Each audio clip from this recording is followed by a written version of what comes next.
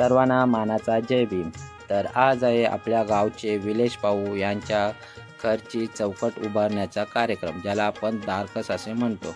तर इथे ते उपस्थित आहेत त्यांची फॅमिली। दादाने आता देवाचे दर्शन घेतलेले आहे आणि पाहू शकता इकडे चांगल्या पद्धतीने पाण्याने स्वच्छ अशी चौकट धुवून घेताना दादा इकडे दिसत आहेत आणि इथे वहिनी आता रांगोळी काढत आहेत। पाहू शकता मोस्टली गावच्या साईडला आपल्या तांदळाच्या पिठानेच रांगोळी काढण्यात येते। तर काही अशा पद्धतीने वहिनींनी सुंदर अशी रांगोळी काढलेली आहे आणि इकडे चौकट उभारण्यात आलेली आहे। ही चौकट उभारण्यासाठी आपल्या गावातील वरिष्ठ मंडळीने हातभार लावलेला आहे।